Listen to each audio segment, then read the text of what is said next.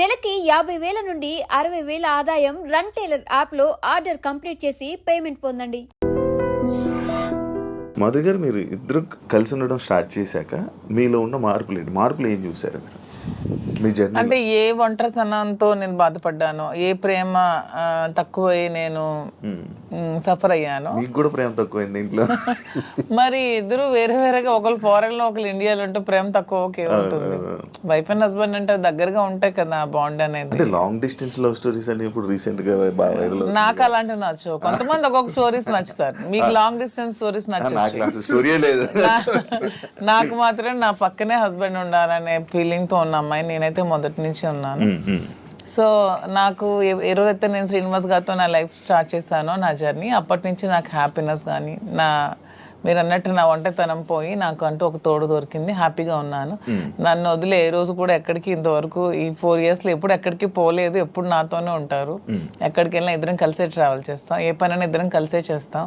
Even election campaigning కానీ ఎక్కడికి వెళ్ళాలని అన్ని ఇద్దరం కలిసే చేస్తాం. నాకు చాలా హ్యాపీగా ఉంది. నేను కోరుకున్న జీవితం నాకు దొరికినట్టు అనిపిస్తుంది. మీ ఇద్దరి మధ్యన హ్యాపీగా ఉండొచ్చు, కానీ సొసైటీ కానీ లేకపోతే మిమ్మల్ని నమ్మి ఓట్లు వేయడానికి కానీ, లేకపోతే ఎవరైతే జనాలు ఉన్నారో వాళ్ళ మాటలను మీరు పట్టించుకుంటారా? సొసైటీకి మా వల్ల వచ్చిన ఇబ్బంది ఏంటి నాకు అర్థం కాదు. అంటే మీరు ఏం చూపిద్దామని అనుకుంటున్నారు? ఏం చూపిద్దాం? ఒక హస్బెండ్ తో డిఫరెంట్ ఒక అమ్మాయి, ఒక వైఫ్ తో డిఫరెంట్ అబ్బాయి కలిసి ఇంకొక పెళ్లి చేసుకుంటున్నాం. దానికి ఇంకేం చూపించాలనుకుంటున్నారు ఎవరైనా? దీంట్లో ఏం చూపిద్దాం అని మీరు అనుకుంటున్నారు? ఎందుకు మీరు అందరికీ మీకు ఇది నెగిటివ్ కనిపిస్తోంది? నాకు నా హస్బెండ్ తో డిఫరెన్సెస్ ఉన్నాయి, ఇతనికి ఈమె వైఫ్ తో డిఫరెన్సెస్ ఉన్నాయి. సో మా ఇద్దరం కలిపి ఒకటే అయ్యాం. దానిలో తప్పే ఉంది. ఎంతమంది సెకండ్ మ్యారేజ్ చేసుకోవట్లేదు, 3-4 పెళ్లిళ్ళు చేసుకుంటున్నారు. మేము 2వ పెళ్లి చేసుకున్నాం. దీంట్లో ఎందుకు అంత చెప్పకుండా చేసుకుంటున్నారు? 3 పెళ్లిళ్ళు 4 పెళ్లిళ్ళు చేసుకుంటున్నారు. పెళ్లిలో ఒకనే ప్రెగ్నెంట్లు చేస్తున్నారు, పిల్లల్ని కనేస్తున్నారు, వదిలేస్తున్నారు, వీధిని పడేస్తున్నారు. మేము అవేమీ చేయలేదు. మాకు డిఫరెన్సెస్ ఉన్నాయి, వీళ్ళకి డిఫరెన్స్ ఉన్నాయి. మా పబ్లిక్ చెప్పాం, మా ప్రజలకు చెప్పాం, మా ప్రజలకు చెప్పే మేము మొన్న ఎలక్షన్ చేసాం.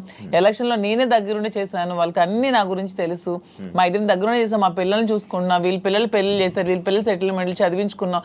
మేము గాలికి వదిలేదు కుటుంబాలకి. వీళ్ళ కుటుంబానికి ఆస్తి మొత్తం ఇచ్చేస్తున్నాడు, రోడ్డు మీదకి వచ్చారు.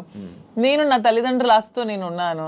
నేను హస్బెండ్ నుంచి ఇంతవరకు నేను 1 రూపాయి కూడా నేను తీసుకోలేదు ఇంతవరకు. నేను నా పిల్లలు కానీ నాకు కానీ, నా పేరెంట్స్ నాకు ఏమైతే నాకు ఆస్తి నాకు వచ్చిందో ఆ యాన్సిస్ట్రల్ ప్రాపర్టీస్ మాత్రమే నాకుతో పెట్టుకున్నాను. ఎవరికి మేము ఏం బాధ పట్టుకున్నా, ఎవరికి ఎందుకు మేమేం దీనివల్ల ఎవరై సఫర్ అయ్యేది ఏముంది? తిరిగి పైగా మా కార్యకర్తలు, మా ప్రజలు మీరు వచ్చి మైక్ పెట్టండి, చాలా చాలా హ్యాపీగా ఉన్నారు. ఎందుకంటే శ్రీనివాస్ గారి ఇంటికి వెళ్ళినప్పుడు ఏదైతే వాళ్ళకి లోటు ఉండేదో, అంటే వాణి సరిగ్గా చూసుకునేది కాదు, ఈవెన్ మంచినీళ్ళు కూడా ఇచ్చేది కాదు. హస్బెండ్కే చూడదు ఆమె, ప్రజలకి ఏం చూస్తుంది? ఇప్పుడు అదేమీ లేదు. నేను ప్రతి ఒక్క కార్యకర్తకి బాగా చూసుకుంటానని వాళ్ళకి నమ్మకం కలిగి నా దగ్గర రావడం స్టార్ట్ చేశారు. నాతో ట్రావెల్ చేస్తున్నారు, నన్ను అభిమానిస్తున్నారు, ఆదరిస్తున్నారు, నన్ను అమ్మలాగా చూసుకుంటున్నారు అందరూ కూడా. ఇప్పుడు 22లో ఈ గొడవ స్టార్ట్ అయింది. 24లో నేను ఎమ్మెల్యే పోటీ చేశాను. నా మీద పోటీ చేసి గెలిచినటువంటి అచ్చెన్నాయుడు రాష్ట్ర తెలుగుదేశం పార్టీ అధ్యక్షుడు ఎన్నికల ముందు ఏం చెప్పాడు? రాష్ట్రంలో హైయెస్ట్ మెజారిటీ నాదే, అబౌట్ 70,000 ఓట్స్ అన్నాడు. నిజానికి కూటమి ప్రభుత్వంలో ఎవడు నామినేషన్ వేసినా 40,000, 50,000, 60,000తో గెలిచారు. మా జిల్లాలోనే 4 ఎమ్మెల్యేలు కొత్తోళ్ళు, మొక్కం తెలియనోళ్ళు కూడా, ధర్మాన ప్రసాద్ లాంటి వ్యక్తి మీద కూడా 3 రోజుల ముందు వచ్చి నామినేషన్ వేసి 54,000 మెజార్టీతో గెలిచాడు. మరి అచ్చెన్నాయుడు ఎంతతో గెలవాలి? కనీసం 70తో గెలవాలి కదా. 30, నా 73,000 ఓట్లు. ఇవన్నీ తెలిసి ప్రజలు నాకెందుకు ఇంకా నైతికంగా బలంగానే ఉంచారు. నైతికంగా అచ్చెన్నాయుడు ఓడిపోయినట్టే. కిందోళ్ళందరికి ఒక్క 15 రోజుల ముందు వచ్చిన వాళ్ళందరికి కూడా 40,000, 50,000 మెజారిటీలు వచ్చి నీకేం 30,000? అంటే ప్రజలే 1,000 వ్యతిరేకించుంటే అచ్చెన్నాయుడికి 70,000 రావాలి కదా. ఇంత వేవ్ లో కూడా అచ్చెన్నాయుడు అతి తక్కువ ఓట్ల తేడాతో గెలిచాడు కదా. సో నేను గతసారి ఎంపీకి పోయినా 3,100 తేడా నాది. వాళ్ళకి మాకు ఎప్పుడు వెరీ లెస్ మార్జిన్, 3,000, 3,500. సో వీడు ఇలాంటోడు సంఘ వ్యతిరేకమైన పని చేసాడు, కొట్టండి అనుకుంటే నాకు 20-30,000 ఓట్లకి తగ్గి కుదించేసి ఆయనకు 1,00,000 మెజారిటీ ఇవ్వచ్చు. అది జరగల ఇంత వేవ్ లో కూడా. అదే మాకు ప్రజల్లో. అయినా పర్సనల్ లైఫ్ ని ప్రైవేట్ లైఫ్ కి ఏంటి సంబంధం అండి? ఇది మా ఫ్యామిలీస్ మధ్యలో ఉన్న డిస్టర్బెన్సెస్ మేము ఒకటే. పర్సనల్ లైఫ్ ప్రైవేట్ రహస్యంగా ఉంటూ అబద్ధాలు ఎవడైతే ఆడతాడో వాడు దొంగ. పర్సనల్ లైఫ్ ను ఓపెన్ గా తెరచిన పుస్తకంలో జనం ముందు చెప్పేస్తే దొంగలు ఎలా అవుతాం మేము? వాస్తవం చెప్పిన వాళ్ళు అవుతాం. ప్రజలే గుర్తించారు, ప్రజలే గౌరవిస్తున్నారు. ఈ రోజు మాకున్న గౌరవం పెరిగింది సమాజంలో. ప్రతి ఒక్కళ్ళు ఎక్కడ చూసినా సార్ ఒక సెల్ఫీ అంటారు. కార్లను ఓవర్టేక్ చేసుకుని పరిగెట్టుగా స్పీడ్ గా వచ్చి ఒక ఫోటో కావాలని అడుగుతున్నారు. డాక్టర్స్, ఇంజనీర్లు, పెద్ద పెద్ద ఎంప్లాయీస్, ఉన్నత స్థాయి వాళ్ళు, పోలీస్ ఆఫీసర్స్, పెద్ద పెద్దోళ్ళు కూడా. ఒక పెద్ద ఆఫీసర్ అయితే మొన్న చేయి తీసుకొని గుండె మీదలో పెట్టుకొని పెద్దగా ఊపిరి తీసాడు. ఏం సార్ ఏంటి అంత ఎమోషన్ అవుతున్నారు ఏంటంటే మీరంటే నాకు ఇష్టం సార్.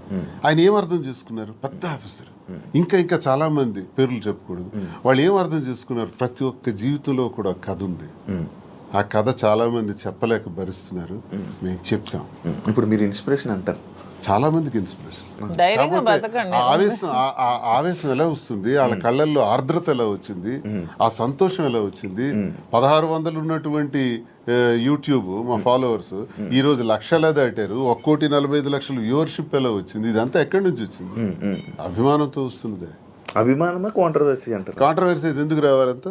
ఫాలో అప్ చేయాలి. న్యూస్ కదా, లేటెస్ట్ న్యూస్ కదా, లేటెస్ట్ రెండు ఉంటాయి. ప్రతి ఒక్కరికి రెండు ఉంటాయండి. ఎవరికైనా సరే రెండు కోణాలు ఉంటాయి.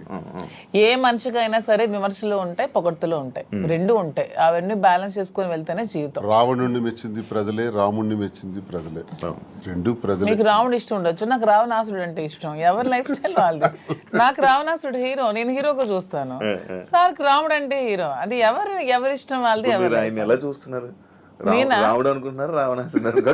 నేను డిఎస్ఏ అనుకున్నాను. డిఎస్ కి ఒక బ్రాండ్ ఉంది, దువ్వాడ శ్రీనివాస్ అంటే ఒక బ్రాండ్. ఎవరితో కంపేర్ చేయను. ఈ స్పెషల్ అంటే. సార్ మీ బిజినెస్ అన్ని వదిలేసారా?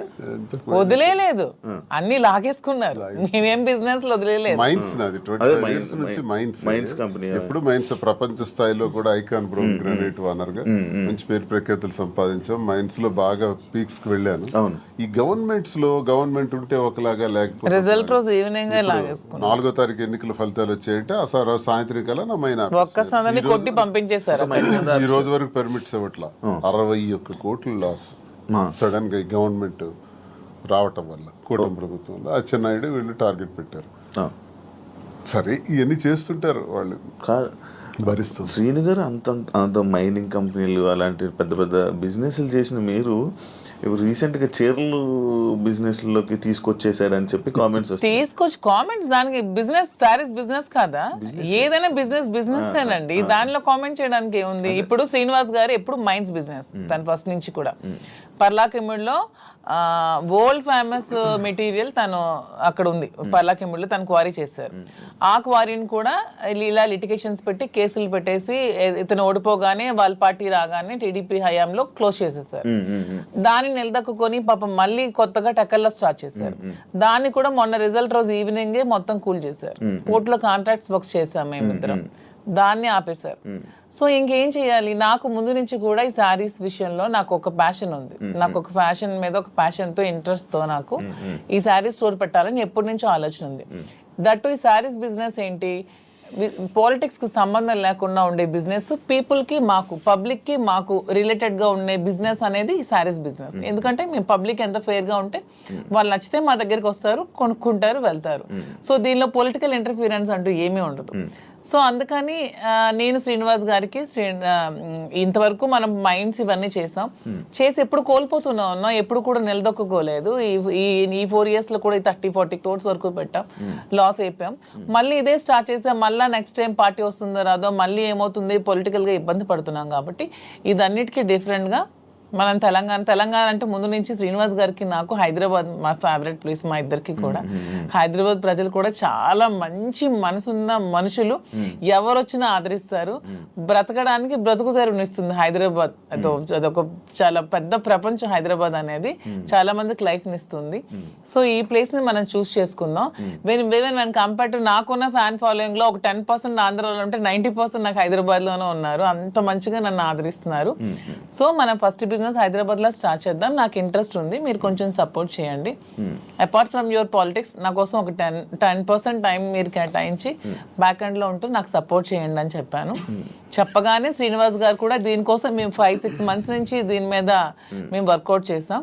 కొన్ని షాప్స్ కి తిరిగాం. వీవర్స్ ప్రైస్ కంటే కూడా వీళ్ళు ఎక్కువ ప్రైస్ కి అమ్ముతున్నారు షాప్స్, రిటైలర్స్. అవన్నీ బ్రేక్ డౌన్ చేసి పబ్లిక్ కి మనకు గుడ్ రిలేషన్షిప్ లా ఉండాలనే ఆలోచనతో డైరెక్ట్ గా వీవర్స్ దగ్గరికి వెళ్ళి మాట్లాడి మేమే మగ్గాలు అవి ఏర్పాటు చేసుకొని మేమే మెటీరియల్ ఇస్తూ వీవర్స్ ను కూడా బ్రతికిద్దామనే ఆలోచనతో వాళ్ళతో శారీస్ మేమే దగ్గరుండి వీవింగ్ చేయించుకొని ఆ ఓవెన్ శారీస్ని పెట్టి మేము శారీ స్టోర్ పెట్టి ఓపెన్ చేసి ప్రజలందరికీ కూడా క్వాలిటీతో అండ్ తక్కువ ప్రైస్లో ఇద్దామని నిర్ణయించుకొని ఈ శారీ స్టోర్ అనేది ఓపెన్ చేస్తున్నాం. ఫస్ట్ బ్రాంచ్ మదీనాగూడలో స్టార్ట్ చేస్తున్నాం. విత్ ఇన్ 3 months జూబ్లీ హిల్స్లో స్టార్ట్ చేస్తాం. విత్ ఇన్ ఇంకొంచెం రోజుల్లో ఇంకొక 4-5 బ్రాంచెస్ కూడా ఎస్టాబ్లిష్ చేయాలన్న ఆలోచనతోనే ఉన్నాం. అంతేగాని శారీస్ బిజినెస్ అనేది తక్కువగా చూడండి. కూర్చోడానికి కాదు, అంటే ఒక మంచి గ్రేట్ లీడర్ శ్రీకాకుళంలో మంచి దుబాటి శ్రీని గారు అంటే మంచి నేమ్ ఉంది. అంత లీడర్లా ఉండేవాళ్ళు. ఆయన నోట్లో నుంచి ఎప్పుడు లైక్ జనాల దగ్గరికి వెళ్ళి అవి ఇవి వినేవాడు.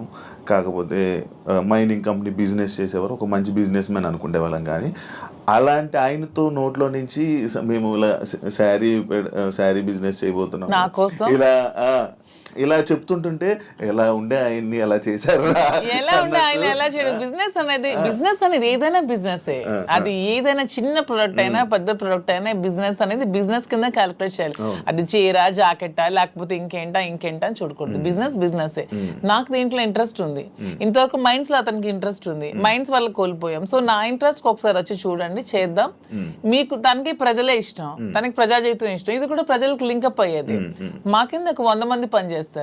మా ప్రజా సంబంధాలు ఇంకొంచెం బాగుంటాయి, ఇంకొంచెం మనకి పీపుల్ తో బాండింగ్ పెరుగుతుంది. వాళ్ళు కూడా మనం తక్కువ ప్రైస్ కి ఇస్తే ఓకే శ్రీనివాస్ గారు మౌల్యం ఆశించడానికి ఏమి ఆశించుకున్నా 100% అతని మనసు, అతని వ్యక్తిత్వం, అతని హానెస్టీ, అతని హంబుల్నెస్ ఇవే చూసి నేను ఇష్టపడ్డాను. దాంతోనే ఇప్పుడు కలిసి ఉన్నాం. అతని దగ్గర ఏ ఆస్తులు లేవు, అన్ని బాణీకి ఇచ్చేసి వచ్చేసారు. ఇటీవల కాలంలో ఒక 2 కోట్ల రూపాయలు విలువైన 2.5 కోట్ల విలువైనటువంటి ఒక అసెట్ విశాఖపట్నంలో అమ్మారు. అలాగే శ్రీకాకుళంలో కూడా కొన్ని ల్యాండ్స్ అమ్మారు. అమ్మి ఈ డబ్బులన్నీ కూడా అక్యుములేట్ చేసి ఈ బిజినెస్ లో మా ఫాదర్ నాకు ఇచ్చిన ప్రాపర్టీస్ అన్ని నేను ఇప్పుడు అమ్మేశాను. ఎప్పటి నుంచో మా ఫాదర్ నాకు ఇచ్చే 2009 నుంచి అవి నా పేరు మీద ఉన్నవి. ఇప్పుడు బిజినెస్ కోసం నేను అమ్మేసి మరి బిజినెస్ స్టార్ట్ చేశాను. అంటే మీరు స్టార్టింగ్ అంటే ఆయనకి పరిచయం అవ్వక ముందు నుంచి, రాజకీయంలోకి రాకముందు నుంచి మీరు మేము ఫైనాన్షియల్ గా వెల్ సెటిల్డ్. మా ఫాదర్ వాళ్ళు వెల్ సెటిల్డ్, మా హస్బెండ్ వాళ్ళు కూడా వెల్ సెటిల్డ్. అన్ని వెల్ సెటిల్డ్ ఫ్యామిలీ ఫైనాన్షియల్ గా. మాకు ఫైనాన్షియల్ గా ప్రాబ్లమ్స్ కానీ ఏమి కూడా లేవు, ఎప్పుడు కూడా లేవు. వెల్ సెటిల్డ్ ఫ్యామిలీనే. ఇప్పుడు వీటి కోసం మేము ఆస్తులు అమ్మాల్సి వచ్చింది, లేకపోతే ఆస్తులు అమ్మాల్సిన అవసరం కూడా లేదు. ఎందుకంటే ఎలక్షన్ లో ఉన్న డబ్బులు కొంచెం ఉంటే అవి కూడా కోల్పోయాను. మా ఇద్దరు ఉండడానికి ఇల్లు కూడా కట్టుకున్నాం, దానికోసం కొంచెం డబ్బులు పెట్టవలసి వచ్చింది. సో ఇప్పుడు మళ్ళీ బిజినెస్ స్టార్ట్ చేయడానికి ఈ ప్రాపర్టీస్ అమ్మాల్సి వచ్చింది. లైక్ అంటే ఈ కామెంట్స్ రావడానికి గల రీజన్స్ ఏంటంటే, మీరు అది కొన్ని వీడియోస్ మీ డ్యాన్స్ చే సంబంధించిన వీడియోస్ కొన్ని సోషల్ మీడియాలో వైరల్ అవ్వడం జరుగుతుంది. అది మీరేనా? అది ఇప్పటికీ చెప్తున్నాను, అది నేను కాదు. అసలు ఆ మనిషి కూడా నాలాగా లేదు. అది ఎందుకు ఎవరికి అనిపించింది, ఎవరికి పెట్టాలనిపించిందో కావాలనే కూటమి ప్రభుత్వం వాళ్ళే ఖచ్చితంగా దీన్ని ఈ పిల్ల సైనికులు ఉంటారు కదా బచ్చగాళ్ళు, ఆ బచ్చగాళ్ళు ఈ కొంతమంది కలిపి ఐటీడీపీ అని ఏదైనా పేజ్లో పెట్టి అనవసరంగా ట్రోల్ చేశారు. అలానే డాన్స్ చేసే అమ్మాయిని నేనేం కామెంట్ చేయట్లేదు. నాకు రికార్డింగ్ డాన్స్లు, నాకు స్టేజ్ల మీద డాన్స్ చేసుకోవాల్సిన అవసరం నాకైతే ఎప్పుడూ లేదు. ఎనీబడి కెన్ ప్రూవ్ చేసుకోండి. సార్ అప్పుడే చెప్పారు, ప్రూవ్ చేసుకుంటే నేను 1 crore rupees వాళ్ళకి గిఫ్ట్ ఇస్తానని. మొన్న ఛానల్లో కూడా నాకు అవసరం లేదు. అలానే నేను ఒకటే చెప్తున్నాను, ఎవరు బ్రతుకుతారు కోసం వాళ్ళు చేసుకుంటారు. ఇదే డాన్స్ స్టేజ్ మీద పబ్లిక్ గా బట్టలు ఇప్పి చేస్తున్నారు, వాళ్ళేమో హీరోయిన్లు అంటున్నారు. స్టేజ్ మీద చేస్తే స్టేజ్ రికార్డింగ్ డాన్సర్లు అన్నారు, నానా రకాల పేరు పడుతున్నారు. నేను ఎవరు అమ్మాయిని కామెంట్ చేయట్లేదు. నాకైతే మీరు వెళ్ళి మా ప్లేస్ లో ఎంక్వైరీ చేసుకోండి, నేను పుట్టిన ప్లేస్ లో, మా అత్తగారి ప్లేస్ లో. ఈ విమర్శలు చేసేవాళ్ళు ఎవరైనా ఆ అమ్మాయి మాధురి అని ప్రూవ్ చేస్తే 1 crore ఇస్తాం. ఒకవేళ వాళ్ళు ప్రూవ్ చేయలేకపోతే వాళ్ళు సరెండర్ అవుతామంటే అమ్మాయి ఎవరో కూడా మేమే తెచ్చి పెడతాం. ఎందుకు అమ్మాయిని బయటికి లాగాలి, పెళ్లి చేసుకునే హ్యాపీగా ఉంది కాబట్టి. మాకు అమ్మాయి తెలుసు, అది ఏ రికార్డింగ్ డాన్స్ ట్రూపో కూడా తెలుసు. కానీ అలాగ అమ్మాయినే మాధురి అని చూపించిన వాళ్ళకి నేను అంటున్నాను, 1 crore మీకు బహుమానం కింద ఇస్తాను, దయచేసి అది ప్రూవ్ చేయండి అంటున్నాను. అంటే ఎందుకు చీప్ అంత ట్రిక్స్ ప్లే నీచంగా- చేయడం, అంత ట్రోల్ నీచంగా చేసి ఎందుకు అలా చేయవలసిన ట్రోల్ చేయాల్సిన అవసరం ఏమొస్తుంది? ఏముందో నాకు అర్థం కాదు. అలా చేస్తే ఏమొస్తుంది? అంటే ఇప్పుడు మాధురికి నాకు మేము ఒక మనసుతో ఉన్నాం కదా మరి అలా చేస్తే ఏమొస్తుంది మీకు? ఎవడా చేసేవాడు ఎవడు? రికార్డింగ్ ఆ డాన్స్ చేసేవాడు చేసి ఎవడు? అమ్మాయిని పెళ్లి చేసుకో, రికార్డింగ్ డాన్స్ అమ్మాయిని ఓవర్సీని పెళ్లి చేసుకుని నీకేంటి నొప్పి, పెట్టినోడికి ఏంటి నొప్పి? అలాగైతే మీరు డాన్స్ చేసి మీరే ఒప్పుకున్నట్టు నేను కాదు కదా, కాదనే నేను సవాల్ కాదు, నేను ఒప్పుకోవడానికి అమ్మాయి నేను కాదు. నేనైతే నిజంగా నేను ఒప్పుకుంటాను. I'm very bold and straight forward. నేను ఒప్పుకుంటాను. If it is me I will agree. నేనే అదా, నేను డాన్స్ చేసిన వీడియోస్ చాలా ఉన్నాయి, నేను పెట్టుకుంటున్నాను కదా. నేను చేసి నేనే పెట్టుకుంటాను. నేను అది కానప్పుడు నేను ఎలా ఒప్పుకుంటాను? అలానే అదే అంటున్నాను, ఒకవేళ డాన్స్ చేసిన అమ్మాయినే దువ్వాసం చేసుకుంటే మీకేంటి పెయిన్? అమ్మాయి మాత్రం అమ్మాయి కాదా, ఆడపిల్ల కాదా? ఎందుకు అంత ట్రోల్ చేయాల్సిన అవసరం ఏముంది? అంత నెగిటివిటీ స్ప్రెడ్ చేయాల్సిన అవసరం ఏముందని అడుగుతున్నాను నేను. ఒకవేళ ఆ అమ్మాయే మాధురి అని ప్రూవ్ చేయాలనుకుంటే 1 crore బహుమతి ఇస్తాం, తీసుకురండి అంటున్నాం. ఎవరైతే వచ్చారో వాళ్ళకి. అంటే ఇప్పుడంటే ఏ జనరేషన్ వచ్చేసింది, ఫేసులు మార్పిడి ఇది ఇదే. ఆ వీడియో చూస్తే అప్పుడు ఇప్పుడు 2003 2000 ఆమె వయసు ఎంత తెలుసు? ఏమండి నాకు ఇప్పుడు 34 years అండి. 2000 అన్న ఏజ్ ఎంత ఉంటది? ఓకే, ఆ వీడియో ఎప్పుడు ఉంటుంది? చాలా ఓల్డ్. నేను 2000 అన్న ఏజ్ ఎంత ఉంటుంది చెప్పండి? 2005 లో నేను 10th.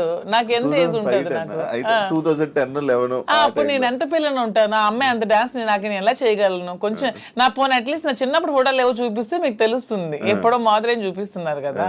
అట్లీస్ట్ 2005 లో నేను 10th. పోనీ అప్పుడు నాతో చదువుకున్న వాళ్ళకి తెలుస్తుంది కదా. ఏదో మీలాంటి వాళ్ళు నమ్మాలి, ఎవరో తెలియని వాళ్ళు. తెలిసిన వాళ్ళకి ఏంటో తెలుసు. నమ్మడం కాదు చెప్తున్నా అంటే మీరు